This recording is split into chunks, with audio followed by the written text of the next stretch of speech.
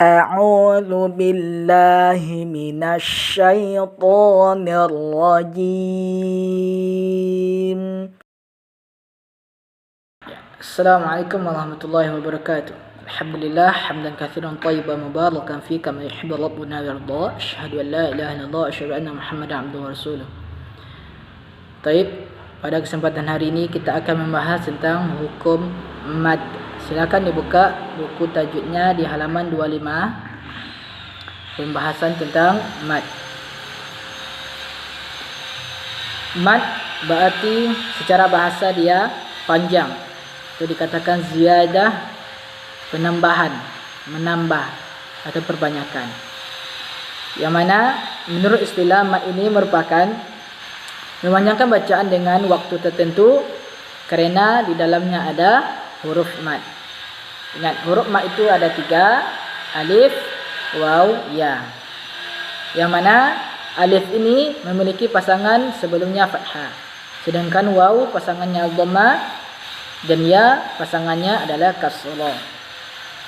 Jadi 3 huruf itu tidak boleh tertukar pasangannya. Ya, tidak boleh tertukar pasangannya. Baik, sekarang kita masuk kepada mad tabi'i atau mad asli. Pembahasannya tentang mad tabi'i atau mad asli. Mad tabi'i ini, tadi ingat ya, mad itu ada 3 huruf. Alif yang pasangannya adalah fathah, waw sebelumnya adalah dhammah dan ya sebelumnya kasrah. Mad tabi'i ini dia tidak berdiri atau terjadi di atas sebab ada hamzah atau sukun asli. Jadi tidak boleh penambahan. Dia seperti mad tadi, makanya dikatakan mad tabi'i, mad asli, karena betul-betul dia asli madnya.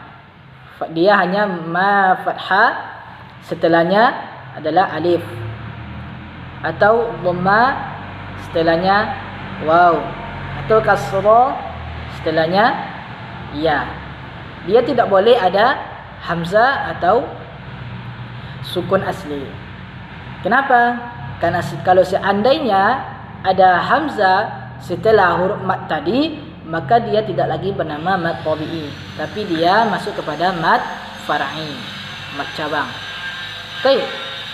Kemudian mad tabi'i ini memiliki panjangnya 2 harakat. Panjangnya 2 harakat.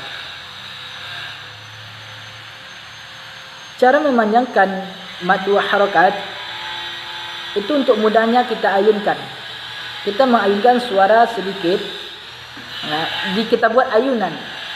Kenapa? Karena dengan ayunan itu kita akan bisa menyamakan antara mad 2, 2, 2. Dia tidak boleh berlebihan dan tidak boleh hilang. Contohnya, kalau kita mendengar semua muratal, itu kita dapatkan mad tabi'inya akan diayunkan. Contoh, Imam Mekah, Sudais, Bismillahirrahmanirrahim, Bismillahirrahmanirrahim. Atau yang muratal lain, Bismillahirrahmanirrahim. Atau muratal yang lain, A'udzu billahi minasy syaithanir rajim. Bismillahirrahmanirrahim. Semua muratal kalau kita mencernanya pasti ada ayunan, tergantung dari tempo bacaannya mereka masing-masing.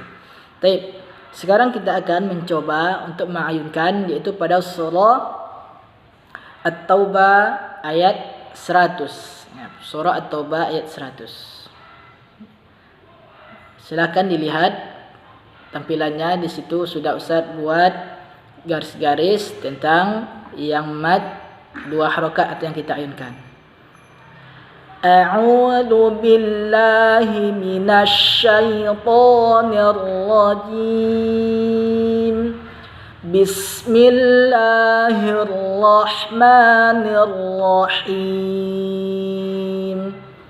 Was-sabiqunal awwaluna minal muhajirin wal ansar ansar. Pada ansar kita panjangkan karena kita berhenti. Ya, kalau kita berhenti maka menjadi hukumnya mad arid lisukun karena kita berhenti. Tapi kalau kita lanjut maka dia tetap mad tabi'i. Ya. Jadi setiap itu kita wasabiqu kita ayunkan wasabiqunal awwaluna minal muhajirin wal ansar walladzina tabauhum bi ihsanir radhiyallahu anhum wa radu anhu wa a'adda lahum jannatin tajri tahtahal anhar. Ingat seperti tadi, har dia panjang sama dengan kadang sol karena kita berhenti. Ya, tahtahal anharu khalidina fiha abada.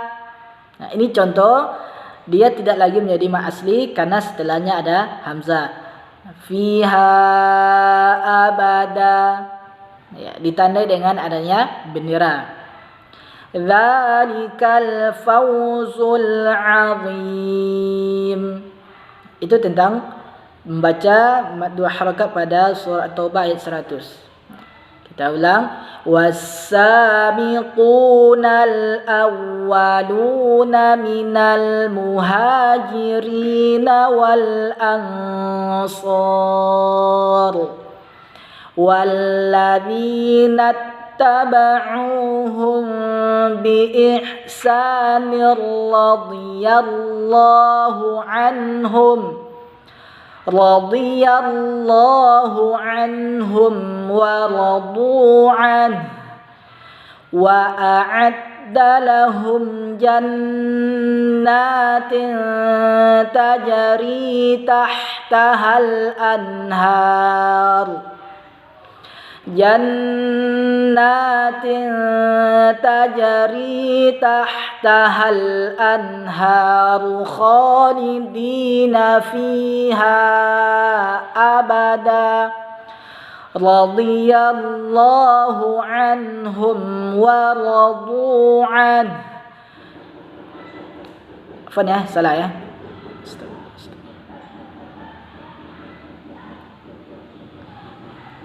Dzalikal fawzul azim. Baik, mungkin itu saja. Silakan diulang-ulang, dirasakan kita mengayunkannya.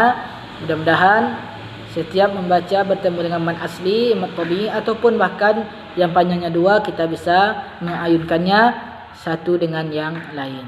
Kita tutup dengan doa kafaratul majlis. Subhanakallahumma wa bihamdika asyhadu an la ilaha illa anta astaghfiruka wa atubu ilaik. Assalamualaikum warahmatullahi wabarakatuh.